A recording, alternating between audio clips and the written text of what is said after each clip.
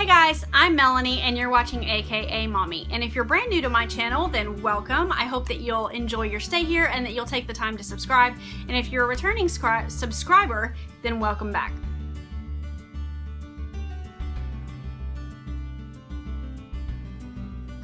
In today's video, I'm going to be answering a tag, some questions from a tag. I was tagged by Rachel at Day to Day Joys. I will make sure to link her channel in the description box below this video. But this is the large family tag, I believe is what it's called, which is kind of weird to me because when I think about my family, sometimes I don't think of us as being a large family. I think that's primarily because a lot of the people that I know or the people that are really close to me have the same number of children that I do, or maybe even more. I do have friends that have fewer children than I do, but not a lot. Like the majority of the people who I tend to befriend, I guess, or you know, the people who befriend me are, I guess, considered large families as well. When I think of a large family, I think of someone who has like 8 children or more, but I was tagged, and I guess technically by current standards we are considered a large family. So I'm going to go ahead and go through this, starting with question number 1. How many children do you have? I have 4 children. I have 3 girls and 1 boy. Number 2, what are their ages? My oldest is 14. She will be 15 this summer. Her younger sister is 13. They are 15 months apart. And then I have a little bit of a gap between my kids, and I have a 6-year-old son, and I have a 2.5-year-old daughter who, let me just tell you, she is definitely turning into a 3-nager.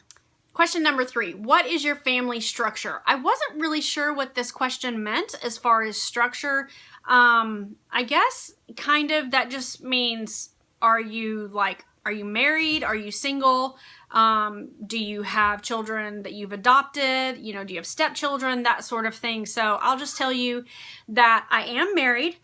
My 2 oldest girls are not my husband's biological children, and our 2 youngest kids are his biological children. So he has 2 stepdaughters, and then we have 2 children together, but altogether we have 4 children, and we don't tend to think of them as, you know, well, those are his stepkids and these are his real kids. We don't really look at it that way.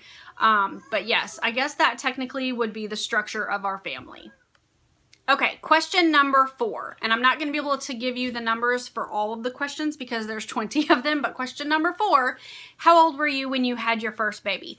I was 22, almost 23. So I was 22, I had my oldest daughter in July, and literally less than a month later, I turned 23, which to me at the time didn't seem really, I've got a hair that's distracting me over here. It didn't seem really young. But now looking back, I think, man, that was a really long time ago. You know, I think that 22 is not a terrible age to have a child. But yes, that's how old I was when I became a mom. Okay, question number 5. Were they all planned by you and your partner, or did you leave it up to God? Well, I'm going to be honest with you and tell you that my first 2 were completely not planned. I was not even married when I had my first 2. My first 2 actually have different dads, and so that was a very tumultuous time in my life. I was just kind of living life by the seat of my pants, I guess. God knew what I needed, and He gave me 2 beautiful baby girls, but they were definitely not planned. I don't know what my plan was at that point in my life at 22 years old, but it was not to become a mom. However, I'm extremely glad that I am a mom and that He gave me my children. My second 2 children, my last 2 children, my son and daughter that I have with my husband. My son, I knew that I wanted to have a baby, and so I kind of like tried, but we didn't really try. We were kind of just leaving it up to, yeah, we would kind of like to have a kid together. We'll see what happens. And it happened. And then our youngest daughter, again, I knew that I wanted to have another baby. We were not technically trying. We basically had come to a point where we said that I was going to get off birth control and we were going to kind of see what happened. And God blessed us with her. So technically my second 2, they were definitely more planned than the first 2.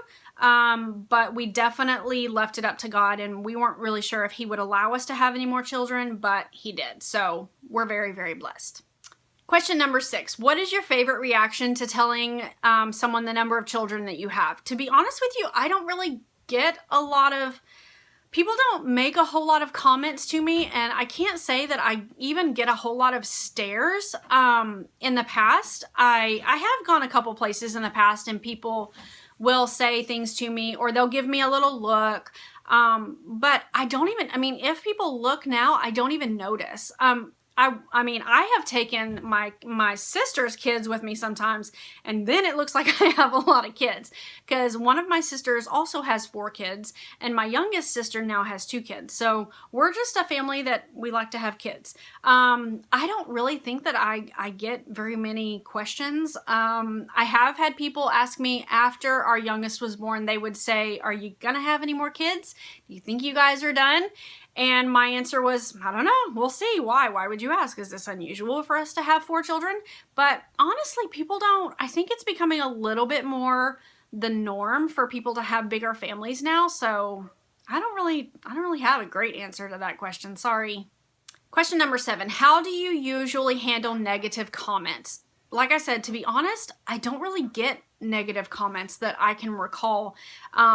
But if someone were to have a negative response to, you know, finding out how large our family is or anything of that nature, I basically would probably just say, this, you know, this is our family. You have your family. This was God's plan for us. And perhaps that wasn't God's plan for your family, but this is where God put us, and we count all of our kids as a blessing. So thank you for sharing your opinion. But that's probably what I would say to them. I don't know. I try not to let the negative comments get to me. I'm not going to say they don't ever, but I try.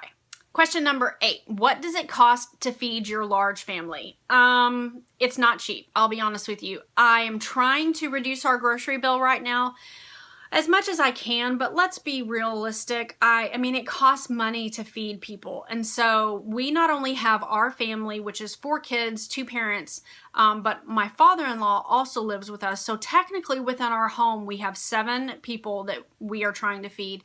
And I would say we can easily spend $1,000 a month on groceries, which when you say that number out loud seems absolutely like... It's like, that's a lot of money. But if you take that and you divide it between 7 people, it's really not that much. If you think about, you know, what it breaks down to per week, per day, per person, it's not really that much to feed all of us for a full month. Now, some months when I'm doing really well at budgeting and being a frugal shopper, I can definitely get away with spending less than that. I could probably, if I really tried, if I really stretched and we ate pretty frugally, I could probably feed my family for $700, maybe less, but just buying like the basics can be kind of expensive. So I've never really pushed it to see just how low I can get our grocery bill. But I don't know, maybe I'll do that in the future. Question number 9, do you plan to have more children? My husband and I do not plan to have any more children. I currently am using birth control, but there have been no permanent fixes that would prohibit us from having children. So if God wanted us to have any more children, He would make it happen. We would be pretty shocked. It would be definitely a surprise. But at this point, we are not planning on having any more children simply because my husband is 10 years older than I am, which means that he is 47. And he doesn't really want to be a dad to really young kids in his 50s and 60s. I mean, eventually we would like our children to grow up and us to have a little bit of time for just us. So that's the primary reason that we're not going to have any more children. Plus, we just financially, I'm sure that we would make it work. Just as I said, if God blessed us with another baby, we would find a way to make it work. But we are already financially at a place where we're like, okay, you know, we don't need to unnecessarily take on we don't need to just keep having babies and not be able to afford to properly provide for these babies. So that's really our answer to that one. We are not planning on having any more. And if we did have any more, we would definitely be shocked. Question number 10, what is your family vehicle? I drive a GMC Yukon XL. It's basically the equivalent of a Suburban. It's large enough for our family. I used to drive a Nissan Pathfinder, but that really wasn't big enough for our family with 4 children, and when I would have to go like to Costco or to the grocery store, it just wasn't quite big enough for us.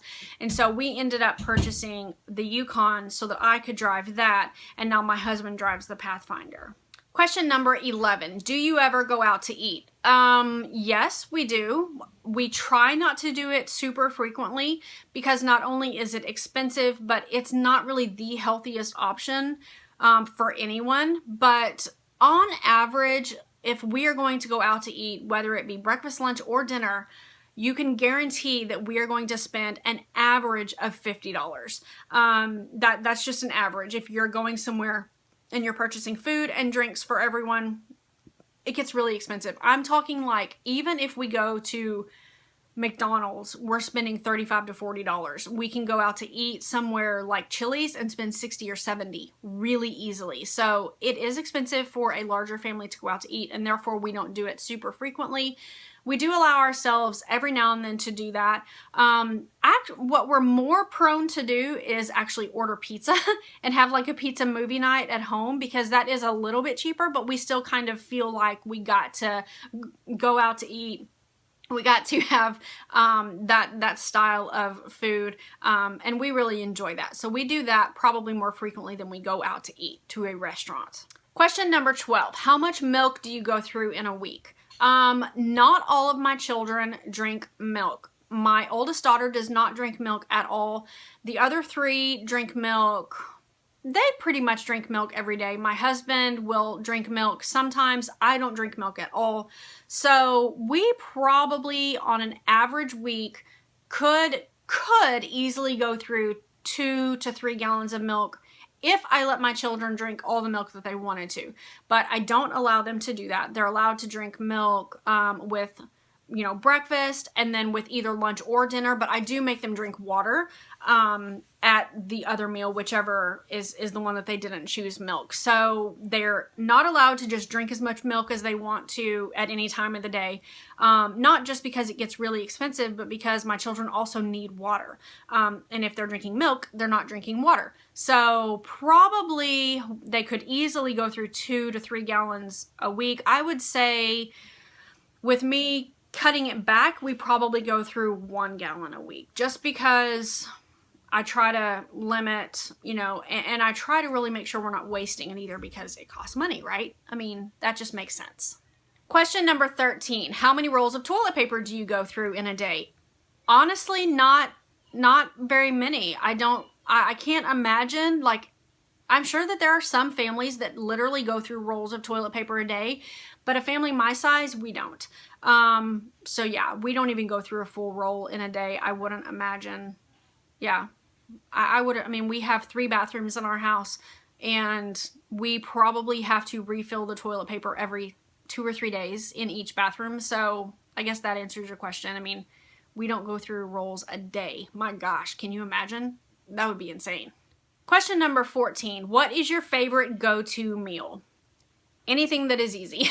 I really love spaghetti, just because I love it. It, to me, is a comfort food, and I could probably eat it 3 times a week and I wouldn't care. I love spaghetti. My family, and not so much, so I usually limit spaghetti to once or twice a month at the most.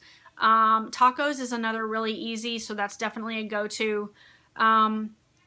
Really anything, like quesadillas are pretty easy, so anything that's easy would definitely be a go-to meal for me. Question number 15, how do you spend one-on-one time with each of your children? This is something that I have not previously been really good at, or at least it's something that I feel like I need to improve on. I actually am pretty good about, knowing, okay, I need to run to Costco today, or I need to run to Target or whatever, and usually just choosing a child and saying, hey, do you want to come with me?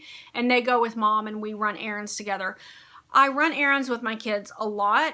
But I want to be better about doing things other than just errands with my children. So one of my goals with my husband this year was to make sure that we're spending one-on-one time with each of our kids and doing actual date nights or even date days with our kids. So that's something that we are looking forward to. Previously this month, my husband took my son to a basketball game, a Dallas Mavericks basketball game, and then I have plans to take my two oldest girls on a date pretty soon. And then we're not really sure about Kyler as much because she's only 2 and she doesn't really understand the concept of a date night. So we will probably try to come up with something that we can do with he and I together, like just the 3 of us. But we're trying to get better about spending one-on-one time with our kids. It's definitely a work in progress. Question number 16, how do you manage the clutter? Poorly. That is how I manage the clutter. If you guys saw my video that went up either yesterday or the day before yesterday, you will know the answer to this question. I'm not very good at managing the clutter in my home, and that is why I have a plan in mind for this year. I'm going to make some changes this year. So I'm going to refer you to that video and that will answer that question. Question number 17, do you homeschool, public school, or private school? We are a homeschooling family. We are in our 5th year of homeschooling our children. And to be honest with you, at this point, I can't see us doing it any other way. That's not to say that that won't ever happen. We have no idea what the future holds for us, but we are perfectly content and happy being a homeschooling family. Question number 18, how do you manage the chaos? I drink a lot of coffee, I take a lot of deep breaths, and I pray a lot. That's the only way that I know to manage the chaos that is in my house. Because quite honestly, there is always going to be chaos in your house when you have little kids. Now, when your kids get a little bit older and you have teenagers, I think that maybe the chaos is, it's not that it's not there, it's just that it's a little bit different. But I have little kids. I have a 6 and a 2-year-old. There's constant chaos in my house. So I pray a lot, I drink a lot of coffee, and I try to take a lot of deep breaths. That is my advice to you. Question number 19, what do you do if you get free time? I actually do make it a priority to get some free time. My husband is wonderful about making sure that I get some free time to myself. And honestly, I just go and I get some Starbucks and I will go wander around Target for a little while. I'll go wander around Costco for a little while. I just go spend some time by myself. I don't even know what I do. I just leave my house and whatever tickles my fancy for the day, that's what I do. But I do make sure that I get some free time. Occasionally, but really, really infrequently, I'll go get a pedicure. I'll go get my eyebrows waxed. I'll go get, whatever. I'll go get my hair done. That to me, that's me time. I enjoy it. So those are some of the things that I do in my free time. Question number 20. What is your number 1 tip for other moms of large families? Oh, goodness. I'm not even really sure how to answer this because I don't think that there is just one tip. I think that my advice would be embrace the seasons that you are in the midst of the chaos, because you will not always be in these seasons. The struggles that you are having right now, they will pass and new struggles will arrive and then you'll figure out how to deal with those. But spend time with your kids. I read something, it's probably been a couple of years ago now, and every now and then I have to make this my mantra because I think it speaks volumes. And that is, remember that you are raising a family. You are not raising a house. And I have to really remind myself of that. And I have to look around at the piles of the laundry and the dishes that need to be put away and just everything. And I have to say, you know what? That doesn't matter. My children are what matters. And I have no doubt in my mind that when I am standing before my Maker, He is not going to look at me and say, now Melony, you did not do a very good job making sure that your house was dust free. What He is going to look at me and say is, I'm pleased with how you loved your children. I'm pleased with how you loved your husband. I'm pleased with how you loved your friends and your extended family. God doesn't care on the day-to-day how messy and cluttered and chaotic my house is. God cares what's in my heart, and God cares whether or not I am fully loving my children and fully embracing them and the chaos that they bring to my life. So while it's not always easy to do that, I think that it is of the utmost importance for us to keep our eyes on things of, on things above and not things of this world, and remember that our children are more important than our homes, and just embrace the crazy as much as you can. It's hard. It's so hard. But that would be my number one tip to moms of big families, small families. If you have 1 child or if you have 16 children, embrace the crazy, because one day my children are not going to live in this house anymore. And one day I'm going to have vacuum lines on my carpets, and I'm going to have dressers that don't have little finger, through the dust, little finger lines through the dust. And there aren't going to be jelly fingerprints on my windows, and those things aren't going to be there. And I'm going to look back on the times that they were there, and I'm going to miss it. So I try to keep that in mind, especially on the hard days. And, that would be my encouragement. That would be my advice. I hope that someone finds that to be helpful.